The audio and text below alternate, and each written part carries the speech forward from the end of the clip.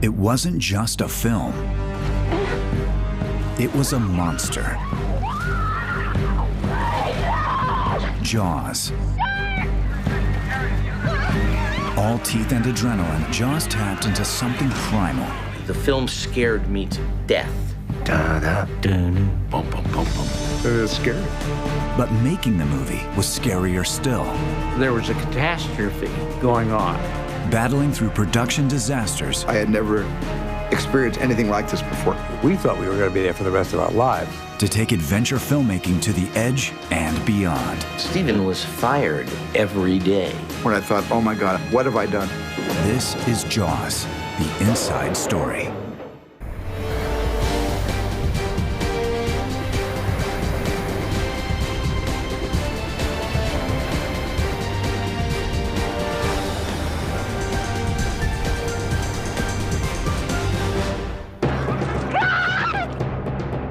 A thrill ride into the dark waters of our fears, Jaws stunned the nation when it hit the screen in 1975. It would become the biggest grossing film of its time, the most successful movie that had ever been made. I don't know why Jaws was a phenomenon. He wanted to make a bullet, one story like that. It was effective as a suspense yarn. It was effective as an action-adventure movie. This is a movie that is so streamlined, that this killing machine of entertainment. I felt we had a really terrific movie. Jaws was definitely the first blockbuster. During the summer of 1975, the movie sunk its teeth into the American audience and would not let go. Lines stretched around the block. People lining up, not just around the block, but then around the block that was next to the block to try and get in and see this. I mean, it became this huge cultural phenomena. It was a simple idea, man versus shark. The story of a small beachside town under attack from a giant predator. And the small town police chief who must find some way to combat this monster from the deep, a 25-foot great white shark. You gotta get a bigger boat. We better get a bigger boat. We're gonna need a bigger boat. You know, he's out there standing on the stern, chumming, and all of a sudden the shark comes up. Just like, wow. You're gonna need a bigger boat. Jaws was a voyage into the darkness, an epic confrontation with a nightmare. But the filmmakers were setting out to create something more than just a horror film. An adventure story that centered on the humanity of the characters. Brody, the small-town police chief. He's thrown into this situation. He doesn't even like the water. He's this ordinary man that's confronted with this 60-million-year-old conflict. Who's going to survive? Hooper, the wisecracking young marine biologist. I'm not going to waste my time arguing with a man who's lining up to be a hot lunch. Richard Dreyfuss's portrayal of Matt Hooper is one of the great comedic performances of the 70s. It's just energy, energy, energy. I remember thinking, boy, that's just about the best work I ever did. Quint, the shark hunter, the old man of the sea. Captain Quint, played by the late, great Robert Shaw. This guy has seen things that would curl your hair. He's as tough as nails. He thinks that there's no way that a shark could get the better of him. Brody's wife, Ellen, the young mother who gives the movie its human touch. Want to get drunk and fool around? Murray Hamilton as the mayor, who's trying to keep everything under wraps so that nothing will harm the town's tourist economy. You yell shark. We've got a panic on our hands on the 4th of July. And an island full of victims.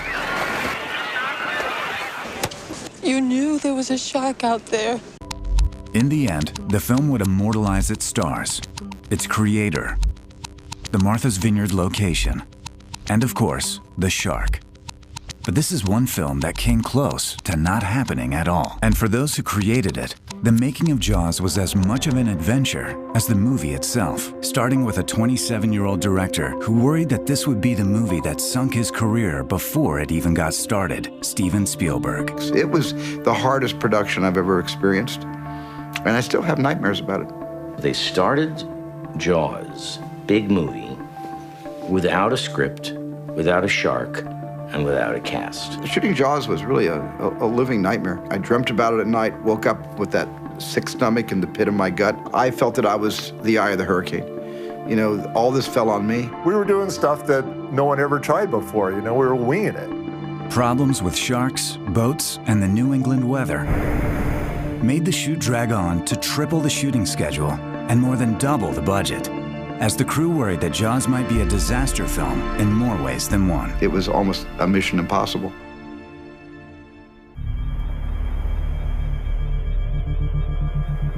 The story of Jaws begins with Peter Benchley, a struggling young writer with an idea about a fish.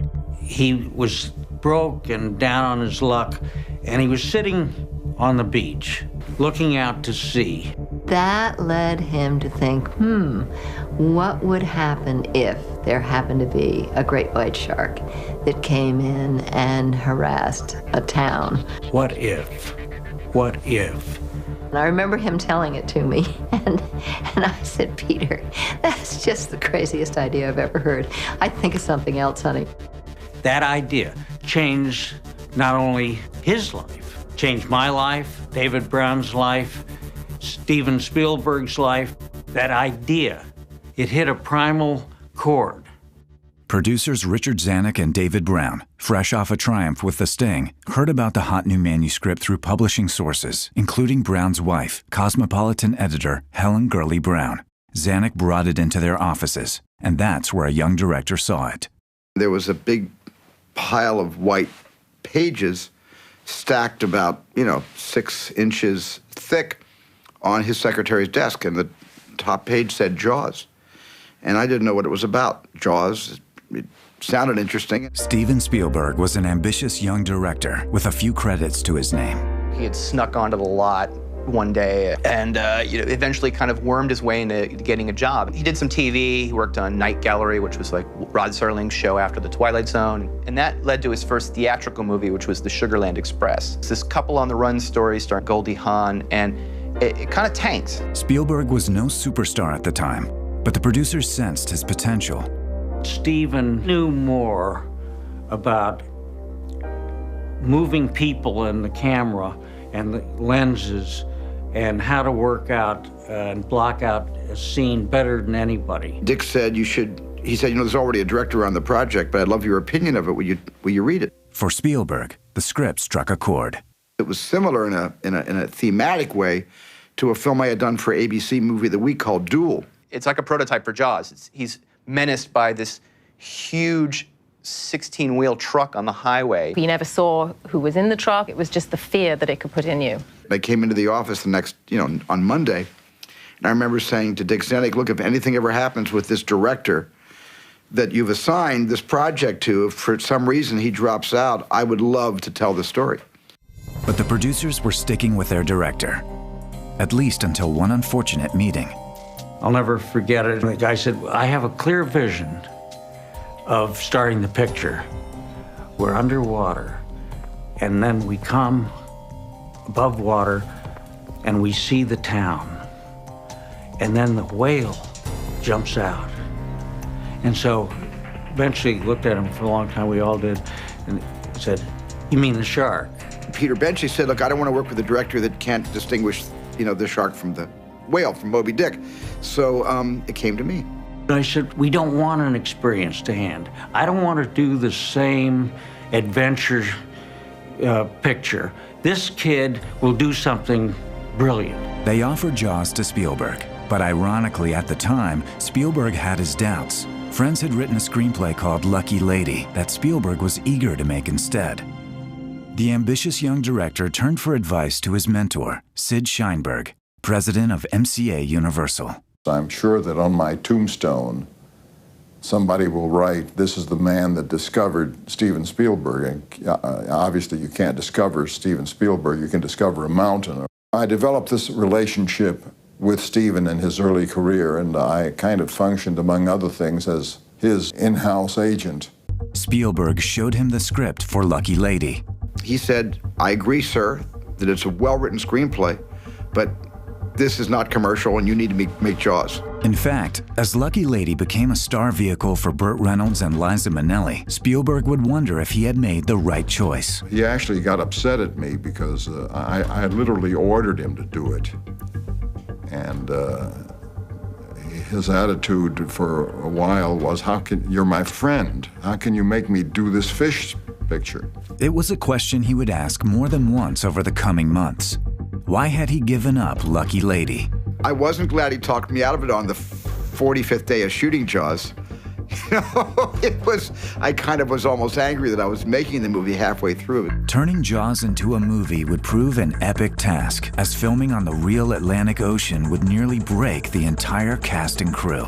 That decision haunted us that entire summer. It was sort of slapdash. No one knew what was going to hit them when we got into the boat for the first time to go out to sea. This is the story of Jaws, the story of a 25-foot monster that nearly ate an entire production. Mr. Vaughn, I pulled a tooth the size of a shot glass out of the wrecked hull of a boat out there, and it was the tooth of a great white. The year was 1974, and Jaws was climbing the bestseller lists. But bringing the shark to the screen would prove a major challenge. In the history of movies, there had been films about mummies and monster gorillas, and even invaders from Mars. But no one had ever thought to make a movie about a giant shark, and to do it on the open ocean. That was unprecedented. For young Steven Spielberg, starting his first big Hollywood feature, the key to the movie was how real it felt, how vivid, both the shark and the location. It was suggested to me that the film be shot in a big tank on the back lot of a studio.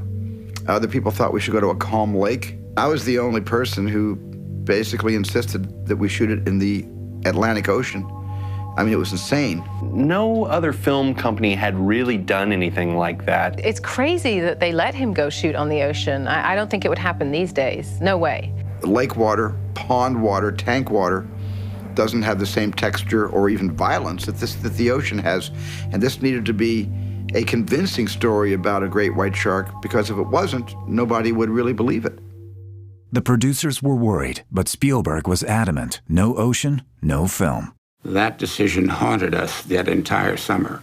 We fought the Atlantic Ocean day after day after day, and many's the day we came back with our tail between our legs. Meanwhile, producers Brown and Zanuck were also focusing on the shark. When they bought the rights, they had figured they could simply get an animal trainer. What they didn't know is, you can't wrangle a great white shark. Could they have cast Jaws, the real shark, in this movie? No, I don't think so. I mean, I don't think you can sort of make them jump through hoops like dolphins. They were just starting to get a sense of the size of their problem when they brought their production team on board. Line producer Bill Gilmore and art director Joe Alves. Alves would be responsible for the visual concept of the film, the look of the shark, and the entire production. They just purchased this book called Jaws. And they're going to have some problems with it conceptually because it was this huge shark. And exactly how it was going to be done, they didn't know. Alves started drawing. I did a number of sketches, very, very large charcoal renderings of the various activities that were described in the book. To me, the only thing I really had to base that kind of thing on was Moby Dick. So a lot of it looks like Moby Dick. This was a front elevation of the shark when I started doing detailed drawings of the shark, but it became T-shirts later. Everybody we had a silkscreen made T-shirts. This is just an aerial shot of the shark and the boat size, just to give us a relative size scale. This was my first concept of 30-foot shark. It was a little too big. We made it 25, but that gives you an idea. Beast to man. The production team had to move fast. Early in 1974, with the novel at #1 on the bestseller list, the pressure was mounting to make the film as quickly as possible while the country was still interested. The first challenge, with Spielberg's decision about the ocean, they had to find a place to film. The right location for the fictional Amity Island. I had heard a lot about Martha's Vineyard as a small summer community that might suit this picture. I saw other areas I saw the Cape Cod area, and I saw Long Island, and Martha's Vineyard was quaint enough, and the Edgartown harbor especially was what we wanted for this picture. So it was sort of a joint effort on our parts to get ourselves in all this trouble. But not everyone on the island was thrilled. A lot of people hated it. They couldn't park, they couldn't move, there were crowds, there were boats, everything was discombobulated. With the location set, in spite of local objections, the focus shifted to the script, and the script was far from ready. To the best of my recollection, the first draft of the script was quite disappointing. We didn't really have a finished script. Peter struggled with the first draft of the screenplay, and Peter wrote about 3 different drafts. Peter came to me and said, I'm written out on this. This is the best I can do. And so I was sort of lost. I didn't know what to do. Looking for help, Spielberg turned to his producers. David Brown said, there's a writer who wrote a play, a great award-winning, Tony Award-winning play called The Great White Hope. And his name's Howard Sackler, and he's a friend of mine. And I said, great, The Great White Hope, The Great White Shark. You know, at least, you know, we're in the same genre. Spielberg and Sackler worked together for 3 weeks, laying out the foundation for the movie. It was a start, but Spielberg knew it had to be more than just a monster film. I basically went to a friend of mine, just a social friend of mine, Carl Gottlieb, who had written comedy, because I felt that we needed to have some kind of levity in this movie. I was working on The Odd Couple, the TV show, in those days. I was a story editor. I was a comedy writer on television. So they sent me a copy of the script, and with a note on it that said, eviscerate it. I really wanted, you know, some jokes in my movie. I didn't want it just to be a dark sea hunt. I made an extensive set of notes and sent it to Steven as a memo. Said, hey, this is, you know, if we're working together, this is probably what I would do. Spielberg was having a working breakfast with Zanuck and Brown when he showed them Gottlieb's ideas. Steven called me on a Sunday morning, like at 9, 10 o'clock, and said, can you get over to the Bel Air Hotel and meet with Richard Zanuck and David Brown to talk about the script? And we started talking, and breakfast turned into lunch, turned into tea time, turned into dinner. The next day, he was hired as the writer. Peter blessed the day when they brought in Carl Gottlieb, because Carl was great. Even as Spielberg started casting the film, Gottlieb moved into the next room of the hotel writing away. And soon after, with the script still in flux, he and Spielberg arrived on Martha's Vineyard to start pre-production in their log cabin home. All our waking hours when Steven wasn't shooting, we were talking about the script and what needed to be done. I consider this house an island on an island. And I'm very used to Los Angeles. I'm very used to the constant buzz of the freeway, and this is one place that you don't have that. Matter of fact, there are no sounds around here at all. And it took 3 weeks getting used to. It took a couple of weeks trying to get to sleep at night because I didn't hear a constant presence noise. But even as they were planning the film, the clock was ticking. It was April, and the producers were worried how long the book would stay popular. And even worse, the Screen Actors Guild was threatening a strike by midsummer. The studio kept saying, you have to finish the picture before this potential strike. They wanted to finish shooting by June 15th. And that meant everything was rushed. Steven was getting very nervous about all of this and the strike deadline. So Joe or somebody tipped me off and said, you know, Steven's coming over to back away from the picture. Zanuck thought fast and put on his Jaws t-shirt. He comes in and took a long look at the t-shirt, and he couldn't get the words out. So Spielberg was back on board, but the start date was looming. The script was changing day to day, and scariest of all, none of the stars Spielberg wanted were interested. And he said, you want to do it? And I said, no. And he said, what? Why? I said, well, that's going to be a bitch to shoot. The spring of 1974 found the Jaws team getting increasingly nervous. They had a director and a best-selling concept, but they didn't have their main actors. So there was a scramble to fill those roles because they were going to start shooting very soon. Spielberg wasn't looking for superstars. The superstar was going to be the shark. That was at least my plan going in. But the 3 key roles were all uncast, starting with Quint, the shark hunter. I only had one person in mind to play the part. I wanted Lee Marvin. Lee Marvin was actually available, but he was sport fishing down in Cabo San Lucas on a real boat fishing for real big fish, and he didn't want to cut short his vacation. He basically said, no, when I go fishing, I really want to go fishing for the real thing. I'm not interested in making a fishing movie. His next choice was veteran actor Sterling Hayden. I've always been a big fan of Sterling Hayden, you know, especially, you know, in the movie Dr. Strangelove, and also, you know, in The Godfather. Sterling Hayden knew the sea, and he knew fishing. Before he was a movie star, he had been a sailor. But he had one problem. Sterling owed the government millions and millions in back taxes, and they would seize his salary. So basically, he'd be working for the government, so he chose not to do that. The producers kept calling and kept striking out. Everybody considered it kind of a schlock piece, and everybody passed. And it was Richard Zanuck and David Brown together that said, why don't you consider Robert Shaw? I think he'd be great. Zanuck and Brown had worked with him on The Sting. Steven and I loved him because he was the best villain ever in a James Bond movie. He was the only credible threat that Sean Connery ever faced, because he was a big, muscular guy who was as dangerous as Sean. He was an enormous personality. Robert Shaw was the most eccentric, and so, you know, you got to love him for what he was. This shark, swallow you whole. Shaking, tenderizing, down you go. With Quintcast, they turned to Hooper, the young marine biologist. The studio had wanted, I think, Jan Michael Vincent was high on their list, because he corresponded to the character in the book. Tall, blonde, handsome, you know, seafaring snob. But that wasn't Spielberg's idea. Richard Dreyfuss was my first choice. And he said, "You want to do it?" And I said, "No." And he said, "What? Why?" I said, "Well, that's going to be a bitch to shoot." He thought I was crazy to make the movie and tried to talk me out of making the movie. I'm lazy, and I'd rather just watch it than shoot it. And I turned him down. Gottlieb called Dreyfuss and begged him to come up to Boston to meet with them in person. And he walked in the door essentially looking like Hooper. He had a scraggly beard and rimless glasses, and we took one look at him and said, "That guy. Don't change a thing, don't shave, don't clean up. You're the guy." And then I turned him down again. He at one point said, "Hey, why don't both of us say no together?"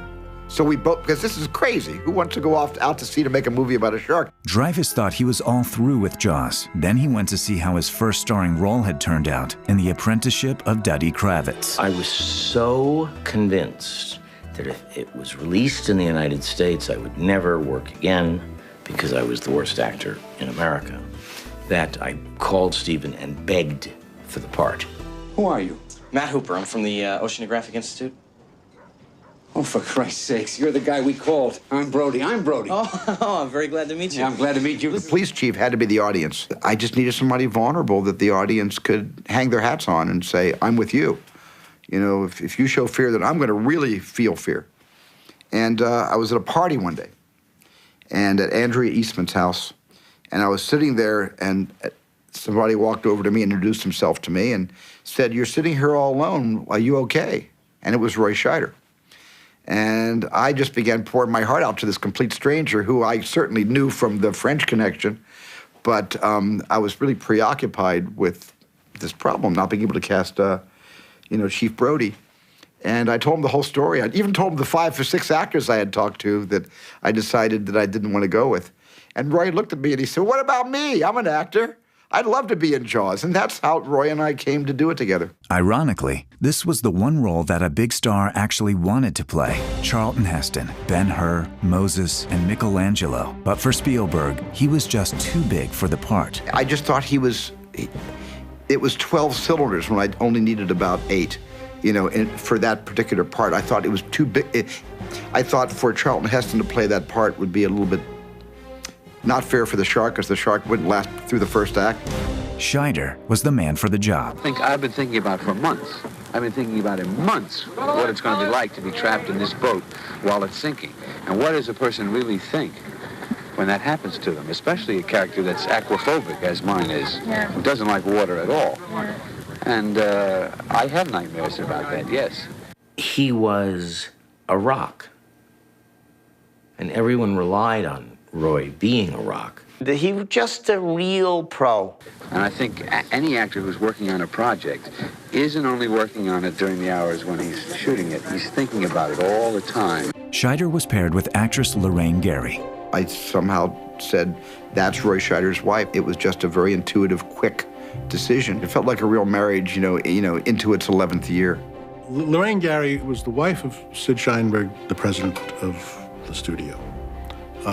There are a lot of suggestions that it was a political choice on Stephen's part to cast her. So Stephen said no. She was a terrific actress. There's a lot in Jaws that derives from the fact that you really like the people. You like the home family. I have such a soft, wonderful, loving spot in my heart for Lorraine.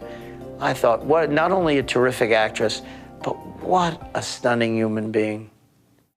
Then there were the characters everyone loved to hate. I was a fan of Murray Hamilton's, especially, as Mr. Robinson in The Graduate. I thought he'd be a great mayor of Amity. Murray had those wonderful anchors in his coat. I mean, that was a sport coat that was an incredible find. He was the perfect small-town politician. He does this kind of like unctuous corporate toady. He's a shark in a suit, essentially. Gottlieb himself had been cast as the newspaper publisher Meadows. The part of Meadows in the book is a significant part. He's one of the villains alongside of Murray Hamilton, who played the mayor.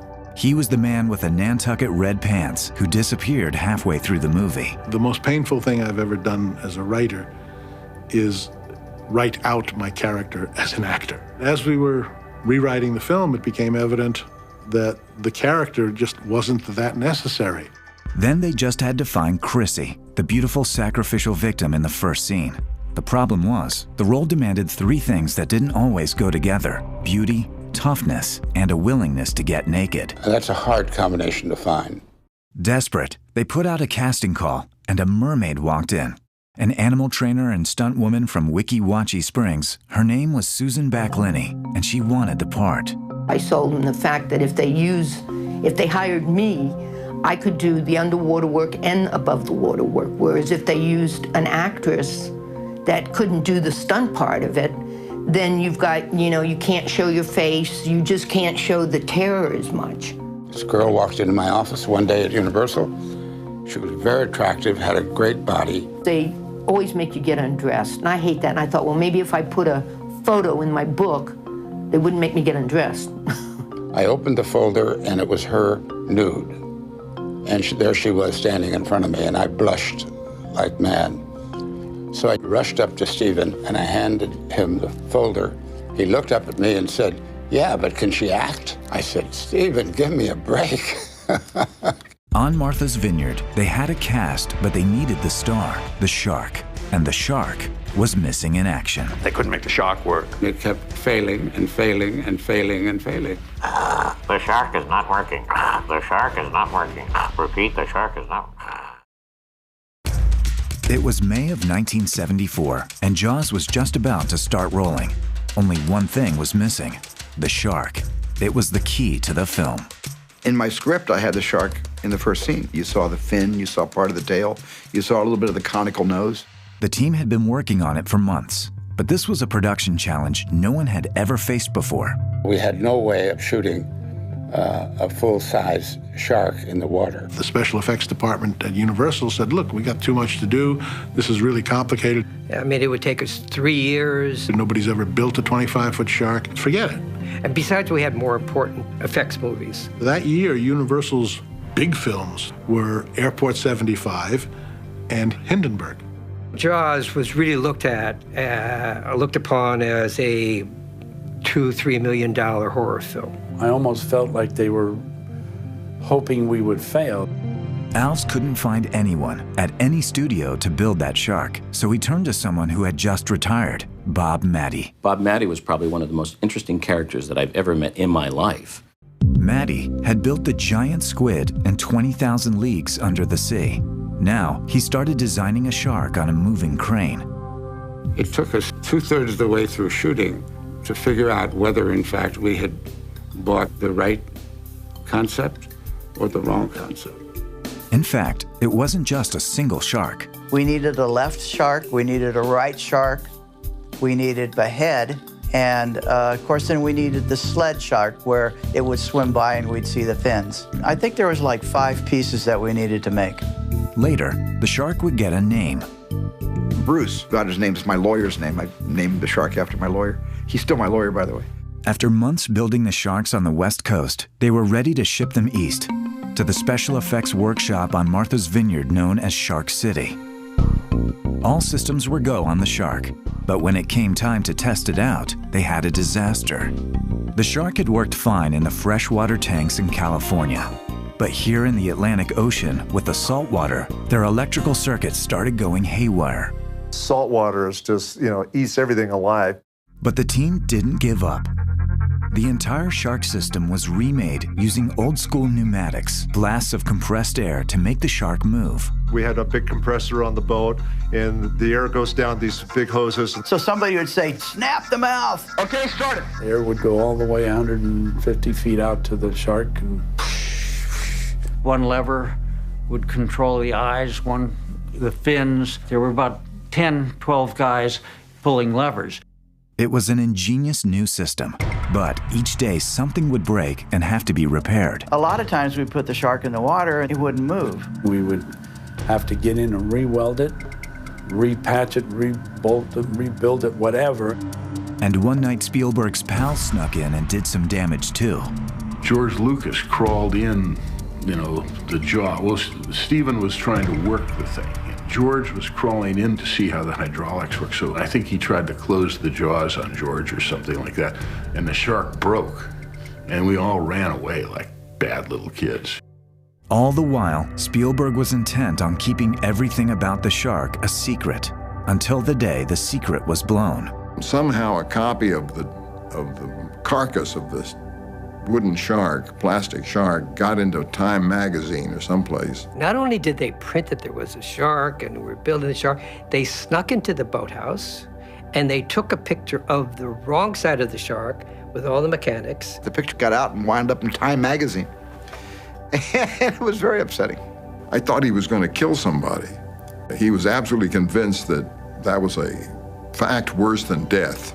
I always thought that if the audience knew that we were working with a big mechanical shark with hoses and tubes coming out of it in all directions on a big kind of gantry with a crane arm that was meant to thrust it out of the water, they could see who was actually in the booth pretending to be the Wizard of Oz, that everybody would not want to come see the movie. They would not want to come see the movie about a mechanical shark. An even greater concern for Spielberg, with the movie about to start shooting, even with the changes in technology, the shark still wasn't working. Well, we spent the whole movie worried about believability of the mechanical shark. It was a joke among the crew that you didn't have to worry about this shark because it made so much noise and went so slowly that, you could get out of the water and you could get off the island before it could get to you. It kept failing and failing and failing and failing. All over the island through the radio mics, you could hear, "The shark is not working. The shark is not working." The pressure kept mounting as the days dragged on. And every night when we screened the footage and the shark didn't work, we worried more and more that we had a problem. The shark never worked. So the film he intended to shoot couldn't be shot. In my script, you actually saw the shark attacking and devouring Chrissy Watkins. There was much more shark in the storyboards throughout the movie. But the shark not working changed everything. I had no choice but to figure out how to tell the story without the shark. He had to invent on the spot another way of shooting, which was to imply the shark, which made the film a great film. I just went back to Alfred Hitchcock. What would Alfred Hitchcock do in a situation like this? So imagining a Hitchcock movie instead of a Godzilla movie, I suddenly got the idea that we can make a lot of hay out of the horizon line and not being able to see your feet, not being able to see anything below the waistline when you're treading water. What is down there is what we don't see, which is really, truly frightening. So they made the decision to not show the shark. And of course, that was, in many ways, the making of the movie. And that invited the audience to come to the movie bringing their collective imaginations. And their imaginations helped me make that film a success. In a way, the shark not working would be the key to the whole movie. Trying to go under. Jerry can with 3 barrels on him, not with 3 cans. All these moments really was kind of a divine providence saying, there's another way, a better way to make this movie, and I better listen. And I did. I listened to the muses. But the struggles with the shark were just the beginning, because now the production was heading into uncharted waters. It was one of the most dangerous things that happened. Martin, you gonna shut down the beaches on your own authority? Well, what other authority do I need? Technically, you need a civic ordinance or a resolution by a board of selectmen. That's just going by the book. By the late spring of 1974, the Jaws production had taken over Martha's Vineyard. It was like the circus came to town. It was the biggest thing that I'd ever seen. As the crew settled in, Spielberg and Gottlieb were trying to build a script. We were working all the time. We'd get back when the sun went down, and we wouldn't have much time to do much else. We had dinner together, and we spent several hours working on the next day's pages, literally what we were about to shoot the next day. A lot of this movie kind of happened at night in that log cabin. Carl was there doing rewrites with Richard Dreyfuss, Robert Shaw, Roy Scheider, myself, Lorraine Gary. I think in a sense, at that point, it became a little bit like Casablanca, where everybody was throwing their ideas into a central mixing pot, and Carl was organizing the ideas into script form. It made it a joy to write for, because you could talk with the actors about what they were going to say, and they could supply suggestions, because actors study their characters more than anyone else. It was the most collaborative process I have ever experienced in terms of actors making contributions to a screenplay. All these contributions were trying to get these people, the characters, to come to life. It was a wonderful time, and everybody's focus was the movie. But not everyone thought it was so wonderful. One of the really scary things of my career was having dinner in Stephen's house on Martha's Vineyard, and then he and Carl Gottlieb would sit down to prepare the next day's work. It's kind of scary, because you wonder whether this is all going to fit together. Cameraman Bill Butler also had his hands full. Spielberg had a very specific look in mind for the water scenes. I said to Bill, I want the audience to feel like they're always drowning in the water, that I want to get the water level right up to the lens. Bill invented this box with a glass window, we call it a water box, and just lower it right down to the water line and get these kind of amazing shots. Well, that was to create the anxiety that maybe there's a shark right there. It all came together in the dramatic first sequence. What's your name again? Chrissy. It's a beach party, and a girl and I sort of catch eyes. I was kind of sitting off by myself, just not doing much of anything. And a young gentleman came up, and I just got up and ran away. She rips off her clothes and heads into the water, and I try to rip my clothes off and stumble and fall. Whoa! Hold up! The Susan Baccalini effect sequence of being killed by the shark, I still think to this day was one of the most dangerous things that happened. He told me, he said, when your scene is finished, I want the people under the chairs with the popcorn and the bubble gum. The cameraman, the assistant cameraman, Steven Spielberg was in the water with me the whole time. And they had a box that was a big black box with the camera in it, and it was half underwater and half above the water. And they kept it right on that level. You never see the shark, which was by design.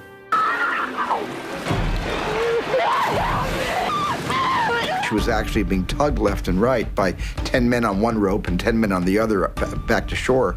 And that's what caused her to move like that. They attached me with cables and ran cables from the beach all the way out to pilings. And then they just did the jerking back and forth part like that. Putting the girl on that pulley and having her, just the idea of it was more horrifying than seeing the shark. If 10 people pulled at the same time, everybody warned me of the pure power of people pulling on her body in two different directions. You would really hurt her back.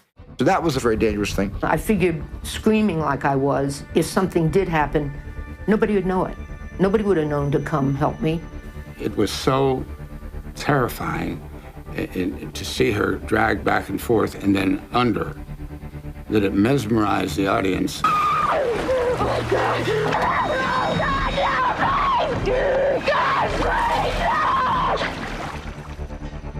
The very last shot when I go under, he did the pulling on that because he wanted it just a certain way. She's praying, and then she comes into a close-up, and then she's gasping for air, and then she's pulled down, and I was on the rope for that last tug. Later, they would add the finishing touch. Susan and Stephen were looping the screams, and he had her tilt her head back, and he poured water down her throat while she screamed, which is now known as waterboarding. So Stephen is actually guilty of a war crime. And soon the filming was in full swing, and so was the partying. The stars and crew were taking over the town. Ground zero was the Kelly house. We used to have these wonderful impeach Nixon parties. During the summer, there was a lot of girls coming to the island. And we were, after all, a big-time Hollywood movie. There was a lot of interaction, I think it'd be fair to say. Movie crews tend to attract a lot of women. We were wild. And when all those girls from Ohio and everybody, all these, out-of-state girls flocked to Martha's Vineyard, we had some real good times. Dreyfuss was scoring with the girls big time. And somebody was complaining to me, how come you're getting all the girls? He said, look, he says, I'm an actor. They know me from the movies. I've got a 40-foot head, so I have a natural advantage. Do you know how many girls were on that island? Yikes. And when Duddy Kravitz opened, girls would come out in safety boats. There was a lot of sex. I participated in as much as I possibly could. Stephen and I sadly had no time for that. We were talking about the movie every night. Meanwhile, the shooting was rolling toward the next big shark attack. Jeff Voorhees played young Alex Kintner, the boy on the raft. Alex Kintner, they're beginning to prune. Just let me go out a little longer. I got a call. They were telling me, we're wondering if you can be eaten by the shark and stuff. And they were explaining what the machine did. It's going to explode all this blood up in the air. Just go underwater and stay underwater as long as you can. So I'm lying on top of this machine, and then all of a sudden, bam, this thing made some noise, and all this blood shot up in the air. It's all in my face. I tried to go underwater, and I was a nervous little 12-year-old out there. The nervous 12-year-old kept having problems staying underwater. The first time my arm was showing, and finally, I think after 4 tries, they finally said, this time we have a man in a wetsuit underwater. He's going to grab a hold of you and lift you up and down a couple times and pull you underwater. He'll give you air underwater from his gas tank. And so the final scene, that's where the one they used, finally, after I think about 5 times, they got it. It was scary looking, even for his pretend mother. I was just sitting on the beach. You know, I wasn't being looked at. I wasn't acting. I was just sitting on the beach as myself. And I saw that happen, and I just was sick, you know. It could have been really happening, and it made me ill. The aftermath is one of the most famous scenes in the movie, when Lee Fierro took out her mother's rage on the sheriff. Chief Brody? He says, yes. And I slap him. I said, I just found out that a girl got killed here last week. And you knew it. You knew it. And you didn't do anything about it. But still, my boy is dead now. Somebody, and I don't know who, had gone to him and said, she's slapping you awfully hard, Roy. I was just trying to stay in my character. And I knew that in just a few moments the camera was going to roll, and I was going to have to create that moment where I don't know that slap is coming. So that's not easy to do. I think altogether I slapped him 17 times in one day. Many people have asked me to slap them, please. They have come from all over, and they ask me to slap them. Halfway through the filming, Jaws was on track. The shooting on land was right on schedule. But they had no idea just how bad things would get when they headed out to sea. Everybody was on edge every day. It was a nightmare. Dive marker, flares, safety float, temperature gauge, spear guns, SMG. What are you, some kind of half-ass astronaut? After a month and a half on land, Jaws was about to set sail into uncharted waters. The first 40 days of the movie went really well because we were all shooting the dry land stuff first. We kept some dry land in reserve in case something should happen to the shark. We need what we call a cover set in case something should happen. But when the shark started to fail, we went out, I think in a week we had blown our cover. Everything we had saved for a rainy day, a weather day, a mechanical problem day, all we had left to shoot was the shark. Everything was harder in the water, even the basics of filming. They were out on the ocean and they didn't know what the hell to do because it was going like this, you know? And if you put the camera on a tripod, you know, everybody in the theater would be seasick. I thought they probably had some elaborate Hollywood system that I knew nothing about that was going to solve all this. Well, it turned out they didn't. And so there wasn't anything else to do, and we had to do it handheld. There's a reason movies have never been made at sea. Until Jaws, I don't think any studio ever tried to make a movie literally on the water. They avoided going to sea at any cost. And in our naivete and enthusiasm, we were going to shoot on the water. And that had enormous, unforeseen consequences. The waves change, the wind changed, and the boats all want to change direction. Everything that you didn't have with you had to go back to shore to get it. If you needed it, then you had to have a boat for grip equipment, electric equipment, the lights, the cameras. It's mind-boggling. They were hiring boats off the beach. Hey, do you have a boat? Do you want to drive it? In the middle of this armada was the centerpiece, a barge used to run the Shark. There was so much paraphernalia on it, they gave it a name. The SS Garage Sale. That was the call sign. Garage sale, Shark City, over. Garage Sale was a custom-built island that housed all the equipment that were the controls for the Shark. And the first thing you did when you went out, you had to lock down the garage sale, throw some anchors over, get them locked in, and then you have to get the fish down in the water, get the lines run. The team would go out early in the morning, before first light, to set up the shot and position the boats. We had anchors all over the place on the 30-foot deep sandy bottom. But when the current was raging, it would drag the anchors. Bill Butler would pull up, and first thing you would hear is he'd take a look and go, "It's in the wrong position. The sun is way over there now." Well, it took us half a day to get it there.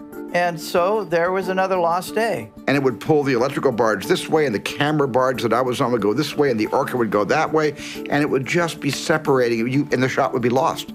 We would get things fastened down, and whammo, there'd be a sailboat in the background. These huge sailboats from Hyannis and all over start sailing. Stephen would go bananas, and I would go bananas. It had to be a clean horizon line.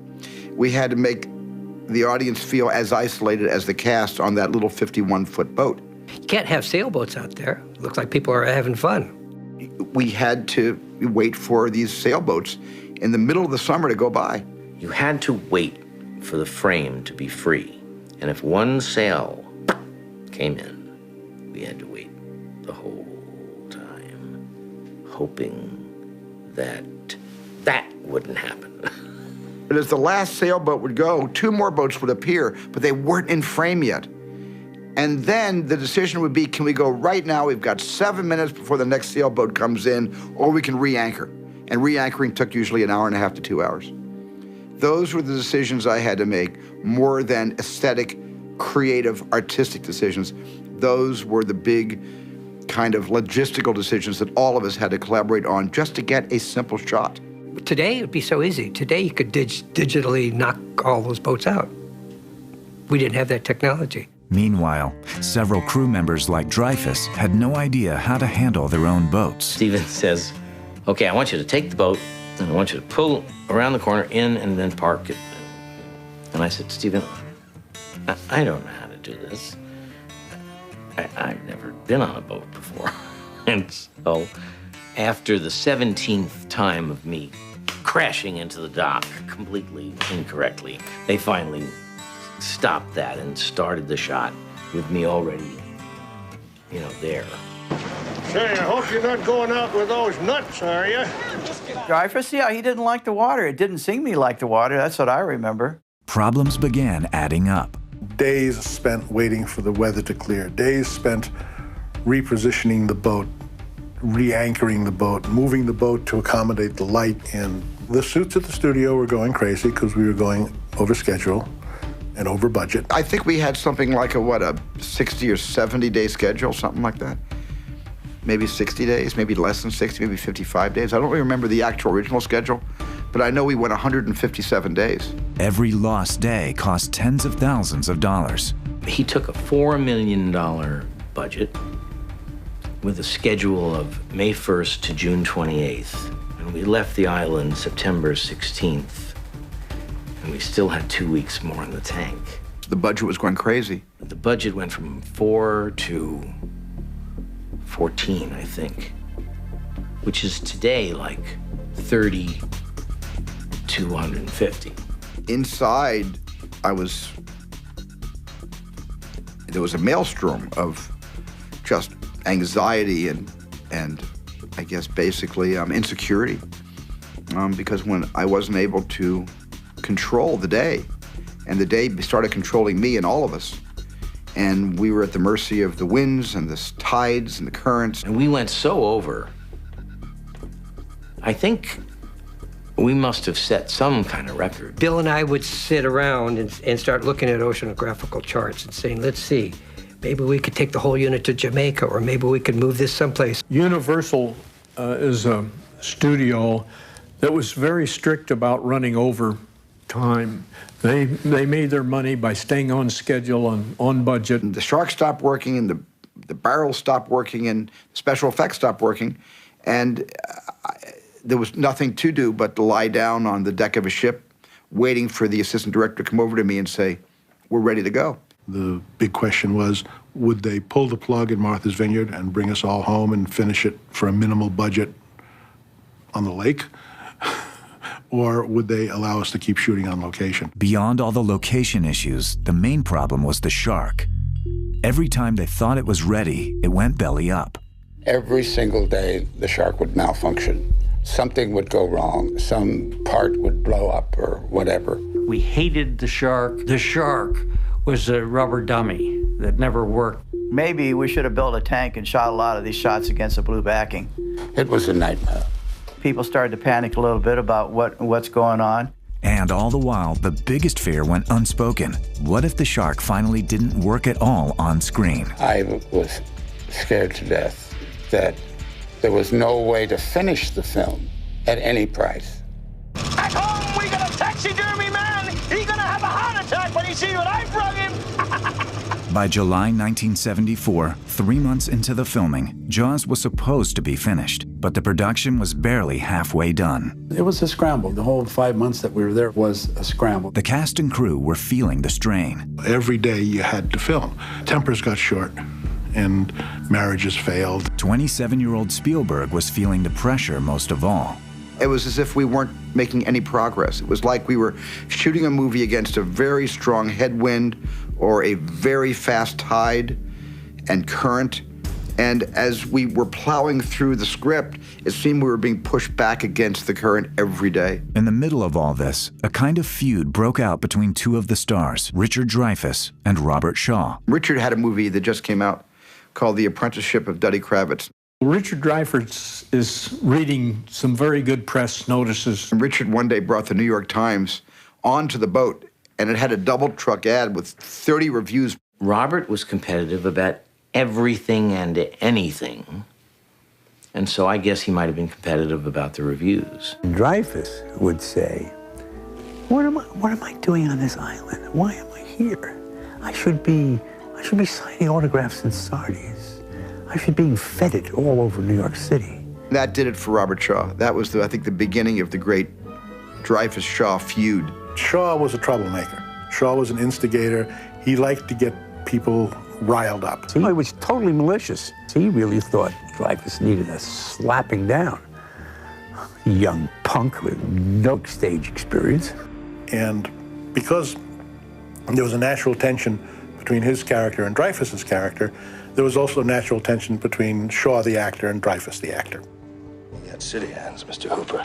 Counting money all your life. All right. Hey, I don't need this. I don't need this working-class hero crap. He was an enormous personality, and he radiated it. And in private, he was the kindest, gentlest, funniest guy you ever met. Then we'd walk to the set, and on the way to the set, he was possessed by some evil troll who would then make me his victim. I was his victim. Shaw would say, look at you, Dreyfuss. You eat and you drink and you're fat and you're sloppy. Your age, it's criminal. Why, you couldn't even do 10 good push-ups. He would challenge Dreyfuss on all kinds of levels. His favorite, one great trick that he did to Dreyfuss as an actor is just before they'd start rolling and have to be seriously acting, Shaw would lean over to Dreyfuss and say, mind your mannerisms. And they'd start shooting. And Dreyfuss, of course, would be trying to mind his mannerisms and be present as the actor. When you're competitive with someone who's 3 times your size, and who was already given one of the greatest Shakespearean performances in the world, it wasn't hard for Robert to get my number. Robert would basically humiliate Richard into taking a chance. For instance, Robert would say, I'll give you $100 if you climb to the top of the mast on the Orca and jump off into the water. And then one day, he was coming down the gangplank. He had a glass of bourbon in his hand, and he said, help me out, will you, Richard? And I said, you want me to help you out? Yeah. Richard took the shot glass out of Robert's hand and threw it out the window. At which point, every drinker on the crew went, ooh. That was the shot heard around the world. It got ugly. It got ugly. But it was also Quint and Hooper living out that relationship as Shaw and Dreyfuss. And the next scene was me at the cleats, trying to get the cleats cut. And there was water all over the place. And Robert took the fire hose and stood behind the camera and aimed it at my face. And that was the one day that I lost my sense of humor. Nowadays, these kids, they take out everything. Radar, sonar, electric toothbrushes. I had this idea at one point just to have, you know, Richard watching Robert polishing off an entire can of beer, and then Quint crushes the can in his hand. I said, take your styrofoam cup of coffee and crush the styrofoam. Got such a laugh, I can't tell you. As the weeks went on, all the cast and crew were going a little crazy. People got very cabin fever, as they call it. And how do you psych yourself up for this kind of regimen every day? Scotch, vodka, gin, whatever. No, we all have different methods. I do tend to drink when totally bored. Roy does exercises, Roy Scheider, and sunbathes. Scheider does that, and Dreyfuss talks. Dreyfuss just talks interminably. One of the reasons why it takes such a long time to make a picture like Jaws is because it's not the time it takes to take the take that takes the time. It's the time it takes between the takes that takes the time that takes to take. Day by day, Jaws kept getting further and further behind. For most of the time, the industry thought that there was a catastrophe going on because we went over and over and over schedule. Then one day, the ship just started to go down. Literally. They had actually built 2 boats called the Orca. One specially designed to sink at the end, but this was the other one. The one with all the actors and crew on board.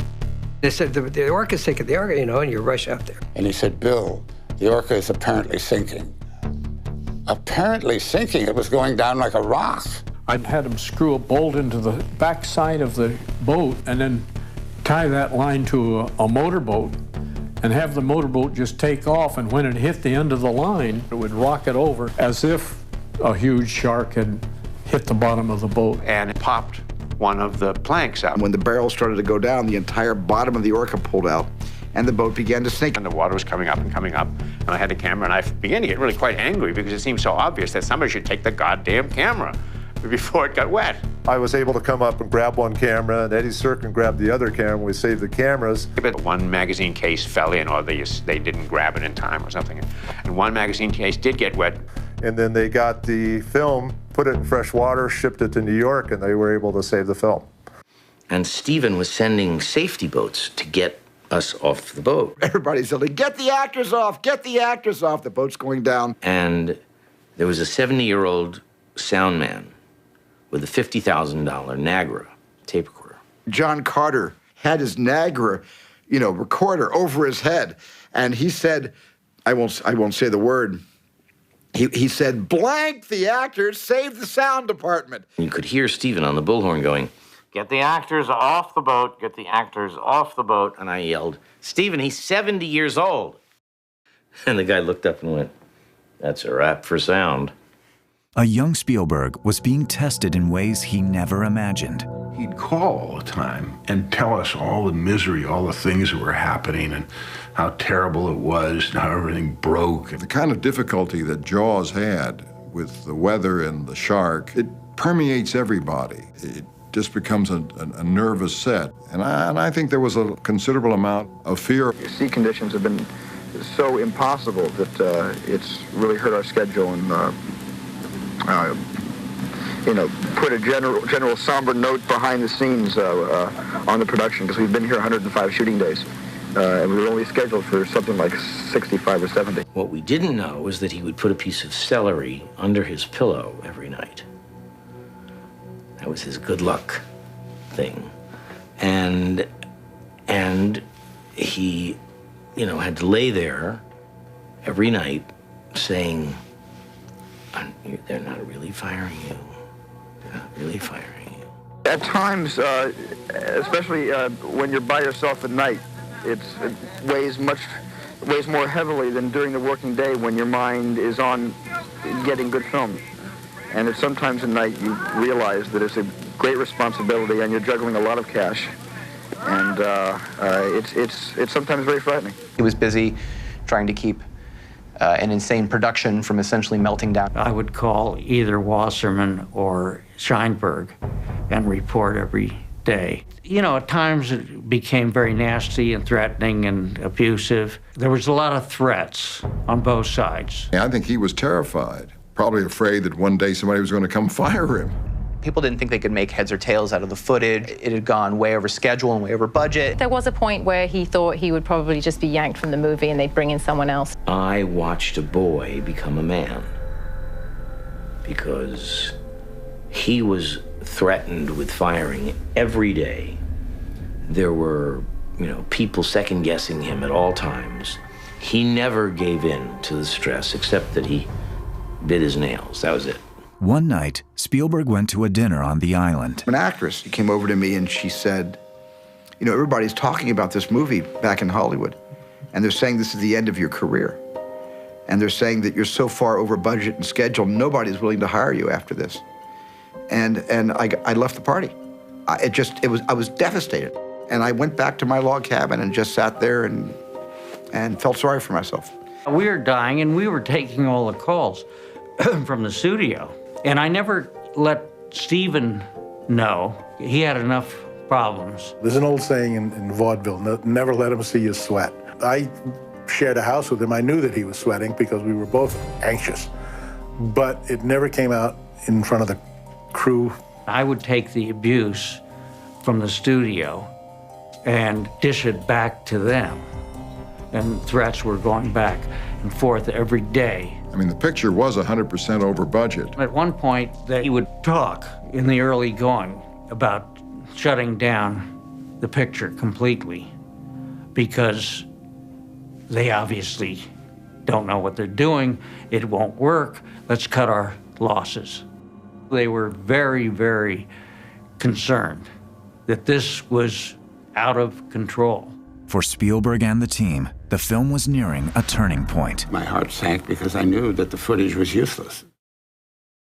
Not all the shooting was done in the waters off Martha's Vineyard. One small team was stalking great white sharks off the coast of Australia. I had two advisors on the movie, Ron and Valerie Taylor, who were really good shark experts from down under. Rodney Fox, who had actually been attacked and almost killed by a great white shark, was part of the Australian second unit shoot. The second unit did find sharks, but they were only 15-footers. I came up with the idea. It was kind of a joke at first. I said, well, get a midget and put him in a small cage. That'll make the shark look bigger. We can get a little person to be in a miniature cage, and the biggest shark they could find was 16 feet. Wow, maybe it would look like it's 26 feet. Carl Rizzo, a 4'9" stuntman, was hired to stand in for Dreyfuss as he meets the shark face to face. But the shooting would turn into a scene every bit as scary as the film itself when the great white attacked Rizzo in his cage. Unfortunately, he did have a heart attack when he was down there because the shark started pounding his little cage. And, the bars were very small. It was a little frail cage. And he survived. Big problem was he got down into the cage, big shark came, he sort of panicked, and he sucked up all the air. And I went to Bill, I said, Bill, I screwed up. I didn't realize that small people still breathe like big people, and he only had like 8 minutes of air because the tanks were so small. The next day, a call came in with more news. He said that he shot the most exciting shark footage he had ever seen. The shark got into the breakaway cage and did all this incredible stuff. And as he was telling me this, my heart was sinking because I had to get to the next question, which is, Ron, was the little guy in the cage? And he said, no, he hadn't gone down yet. And of course, my heart sank because I knew that the footage was useless. We looked at the footage, and Dick Santa said, where's Hooper? Well, Hooper's supposed to get eaten, you know? Without the double in the cage, we couldn't use it. In real life, and Ron and Valerie were underwater with their underwater 35mm cameras, getting the shark that was stuck on top of the cage and was started to roil to try to work its way out of being trapped. It was really powerful stuff. In the screenplay, Hooper dies, but this footage was so strong, Spielberg decided to change the story and let Hooper live on. A great white shark off the south coast of Australia rewrote our script.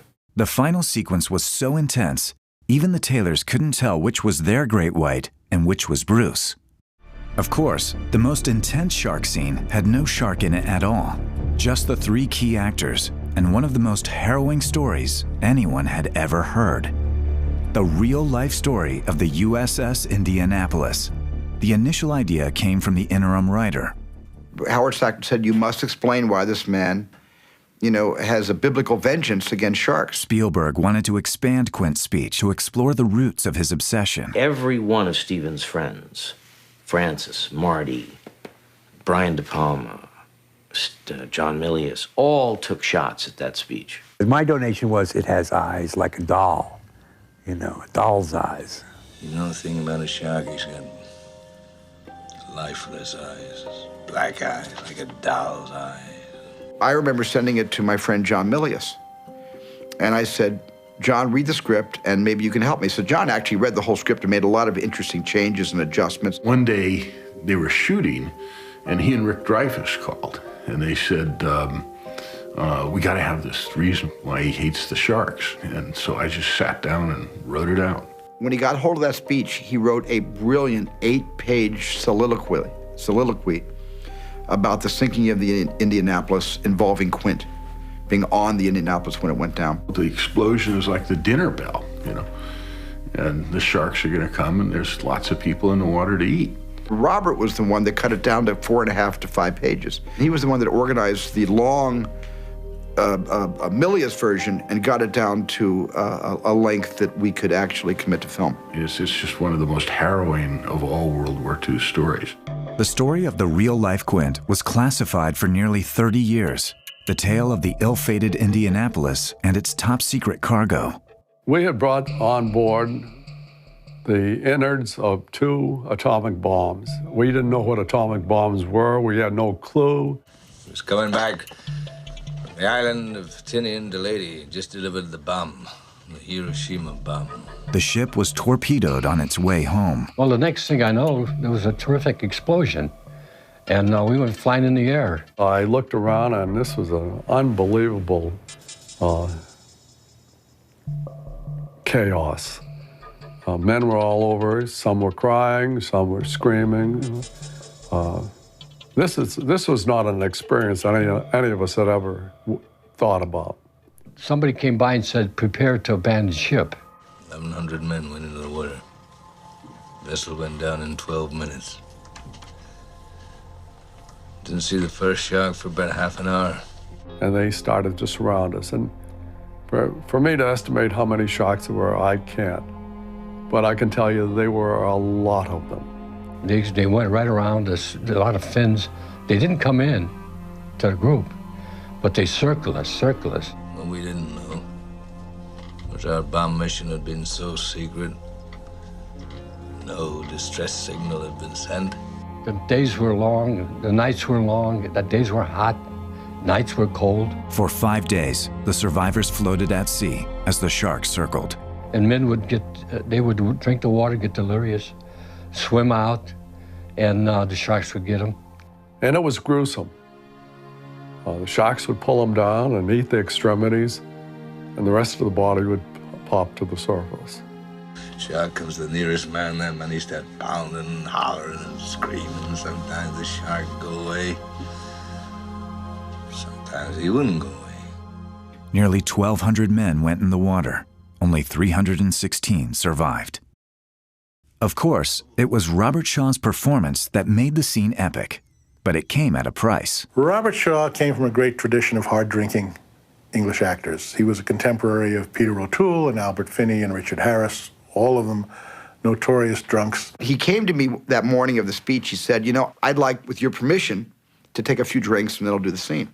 About an hour later, he was sort of carried onto the ship by two of the crew members. That was the longest day of our lives. Somewhere in a parallel universe, that day is still going on. Robert Shaw was completely in the bag. He was tanked when he did that speech. He wasn't really able to do it that day. And at 3 o'clock in the morning, he called Stephen and said, "How badly did I humiliate myself?"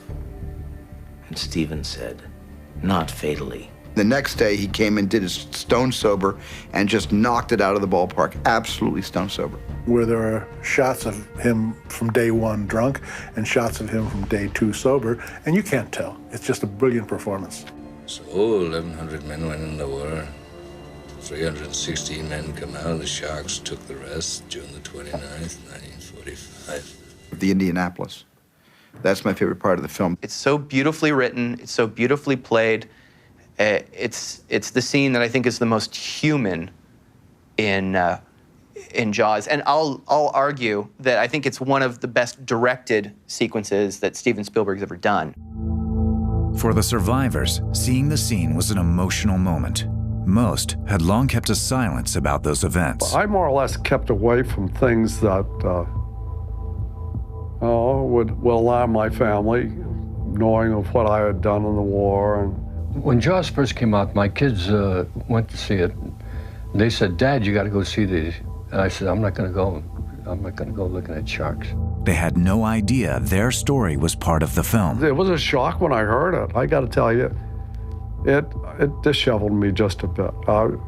Here was a man telling my story to the world. I thought it was good that they did something like that. It's part of history. We owe a great deal to Robert Shaw. I never met him, but as a member of the crew of the Indianapolis, I can honestly say we owe a great indebtedness to him.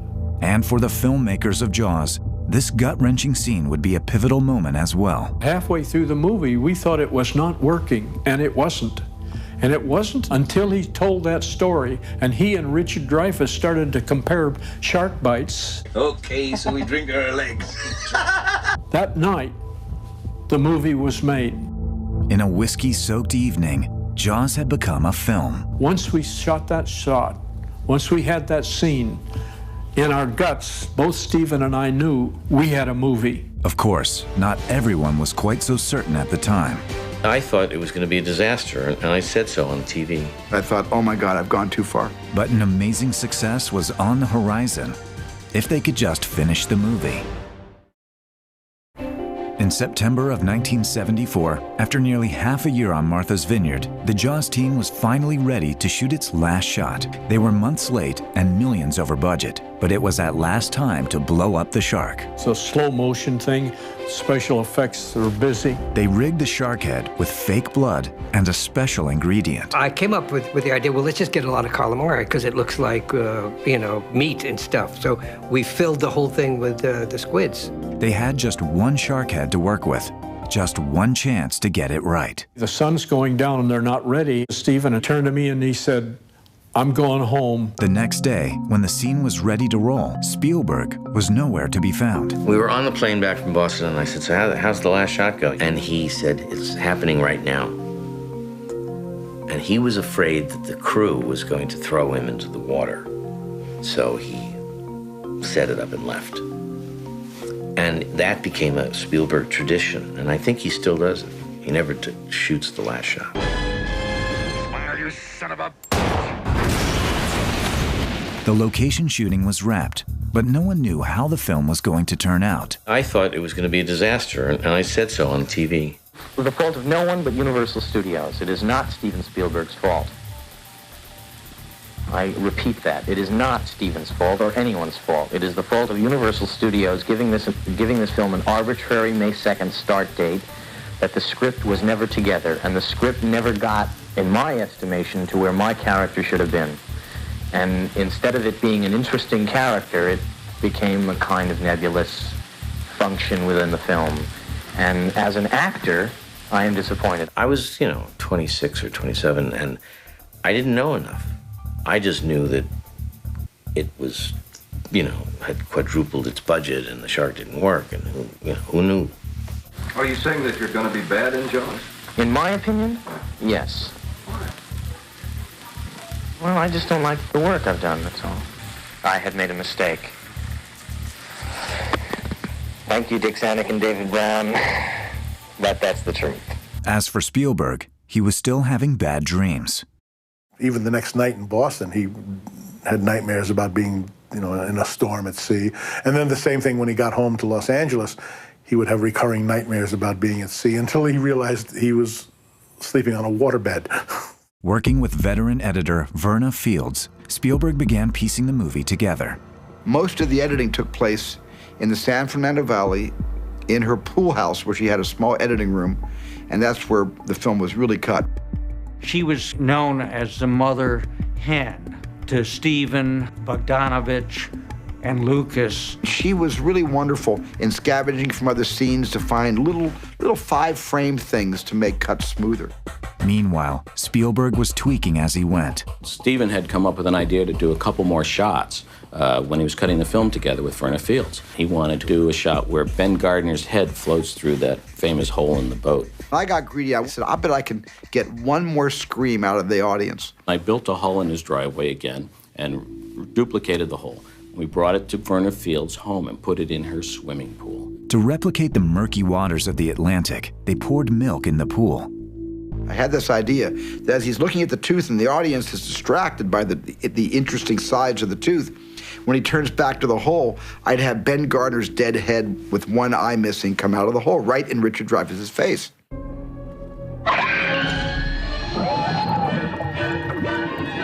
The last key element was the score. John Williams was working on the music that would define the movie. I think the greatest contribution he did to any of my films that resulted in a huge commercial success was Jaws. And he put the bite in the shark with that very primal Stravinsky-esque theme. The first time Williams played the theme for Spielberg, he thought it was a joke. I can remember playing the so-called shark theme on the piano, dot, dot, dot, dot, a couple, 3 notes at the bottom of the piano, and Steven, and him saying to me, well, do you really think that will work? But soon, no one was laughing. The music. Da-da, da-da. It's scary. Johnny Williams does as much to create that shark by that music as anybody did who built the shark, because you see that shark when you hear that music. The music was unbelievable. It's iconic. Everybody can hum it. To take some of the darkness away and put a little adventure back into the plot was what John did. Da-da, da-da. You can't stop these notes. They're coming at you. Dum dum dum dum dum dum dum bum bum bum bum bum bum da da. It hits that crescendo of just feeding, eating, death. It's terrifying.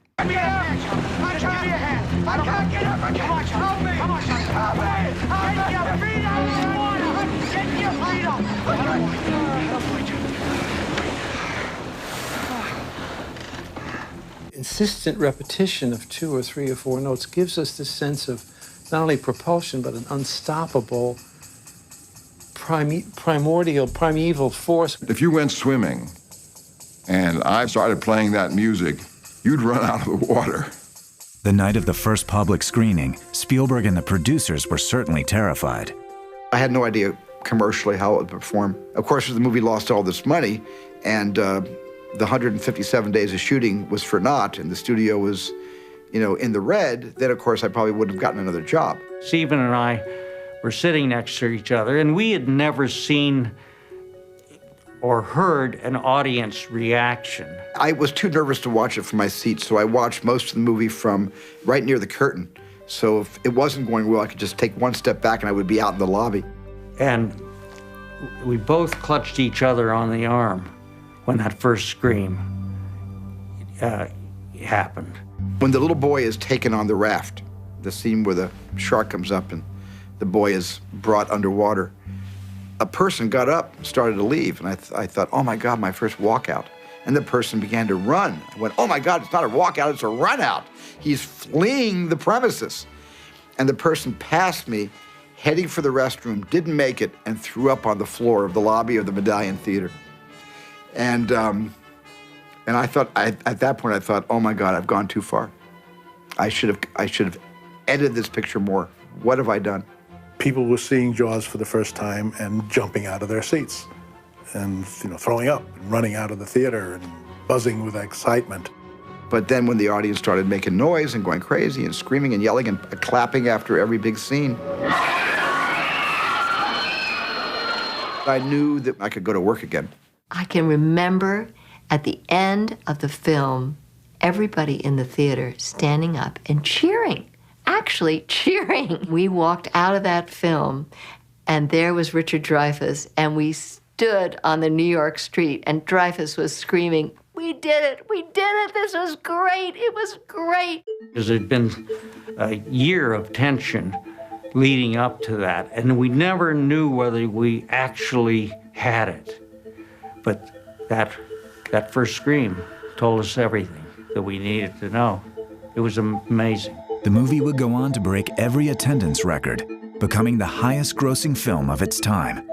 Audiences loved it. I think Jaws is a perfect film. It was something that happened during our time that can't be replicated. It's like lightning in a bottle. You've got that slow climb up to the top, and everything seems fine, it's slow, and then you hit the first drop, and then boom. And you feel the earth drop out from under you. And that's what Spielberg does to an amazing degree in this movie. He really just kind of lulls you into this false sense of security, and then boom, just kind of hits you with that. One secret to its success, Jaws was released in a brand new way. Roy Scheider, Robert Shaw, Richard Dreyfuss. Jaws. See it before you go swimming. Studio execs Sheinberg and Wasserman decided to open it nationwide on hundreds of screens across the country simultaneously. It had never been done before. I felt we had not only a hit, but I felt we had a really terrific movie. We opened it in what was then considered a very wide opening, 440 theaters. This country was taken over by Jaws. When coupled with a nationwide marketing campaign, it created a box office smash. People were Jaws crazy. They were seeing sharks. They were buying Jaws jewelry. They were buying Jaws underwear, Jaws posters, Jaws cups, Jaws games. It was one of the first times in history that a film actually had the merchandise that went along with it that did so well and became kind of its own business. It's the first picture that I can remember that owned the summer. This film played in theaters for close to a year. Like, it was there forever, and it was #1 on the box office charts forever, and it just kept piling money in. I loved going to a theater on Broadway in New York, and then going to a theater in the San Fernando Valley, and then being in Dallas again and seeing the movie playing in July in Dallas, and then I saw the movie play in December. It was still playing in December all over the country. For the cast and crew, and even the audience, Jaws is the movie that changed their lives. The success of that film gave me ultimately freedom to make any movie I wanted to make. 35 years later, it's clear that Jaws dragged the audience and everyone who worked on it into uncharted waters. It was fun to be part of something so big. Peter and I would meet scientists all over the world that got involved in marine biology because they had seen Jaws. Above all, Jaws was the film that changed Steven Spielberg's life. The movie he thought might destroy his name in Hollywood ended up making it. That's when the name Spielberg became a household name. As a young kid, second picture, that it's got to be the most incredible thing. According to Spielberg, the shark made the rest of his career possible. The success of that film gave me ultimately freedom to make any movie I wanted to make after that. And I don't think with the success of Jaws, anybody would have given me a chance to make Close Encounters of the Third Kind. The movie wasn't just a success, it created an industry, a series of sequels, Jaws 2, Jaws 3D, Jaws the Revenge. As for Spielberg himself, he went on to direct the long list of hits for which he is known, from E.T., Jurassic Park, and the Indiana Jones movies to Saving Private Ryan and Schindler's List. Other young directors too were inspired by Jaws. It's mind-boggling. Kevin Smith, Bryan Singer, Steven Soderbergh, all of these directors, Eli Roth, they got in the business because of Jaws. The movie made its headliners into full-blown stars. Richard Dreyfuss in Close Encounters and The Goodbye Girl. Roy Scheider, All That Jazz, and Blue Thunder. Robert Shaw passed away too young. Just 3 years after the film's release, he died of a heart attack filming in Ireland. Other actors became stars behind the camera. Jeffrey Kramer, Deputy Hendricks, ended up the executive producer of hit TV series like Ally McBeal and The Practice. It just all worked. The actors worked, the script, which was written nightly, worked, the editing, the picture. It was this perfect creative storm. And I was just grateful to be a part of it. It was heaven. Jonathan Filley, the boy on the beach, became a successful producer and production manager on such projects as Sex and the City and American Gangster. Lee Fierro, Mrs. Kintner, became artistic director of the Island Theater Workshop, where she still acts and directs. I don't think any of us had any idea what a sensation this movie was going to create and what a blockbuster it would become. None of us knew that. And Lorraine Gary is making documentary films on human rights. Behind-the-scenes players on Jaws would have a major impact all through Hollywood. Sid Sheinberg ran Universal for 3.5 decades. He is still producing. Producers Zanuck and Brown went on to turn out some of the big hits of the past decades, from Driving Miss Daisy to The Verdict. It's such a landmark in all of our careers. I'd had a whole life before in the business, but still it was a highlight of mine. Jaws and Spielberg became synonymous, and the rest is history. And 35 years later, fans still love the movie. I saw it the other day, and I was amazed that 30-some years out, and it still plays. People still watch that movie because it scares the hell out of them. It's probably pound for pound one of the great moneymakers of all time. The achievement of Jaws is that we've created a monster of the summer blockbuster. I think if they re-released it in theaters, people would queue around the block again. It wasn't a horror movie, it wasn't a slasher picture, it was a sea-going adventure movie. In the end, it was the impossible conditions that made the movie and created the first summer blockbuster, all because the shark didn't work and the ocean was impossible. My advice is never make a picture on the water because it's totally unpredictable. This would be both the worst experience of my career and the greatest experience of my career. Above all, 35 years later, Jaws is not just a film, but a state of mind, a fear that still resonates. I don't really hang out in the water too much. I remember Stephen and his wife and me and my wife, we went on a vacation to Hawaii, and we were like these two old Jews, you know, standing in knee-high water and just going, and that's as far as we would get, because we had just learned too much. I don't like deep water, never did. During the course of the picture, I started getting very, very nervous. We went to Hawaii for vacation to get away from everything. And I look out and the surf's pretty good. I'm afraid to go in the water.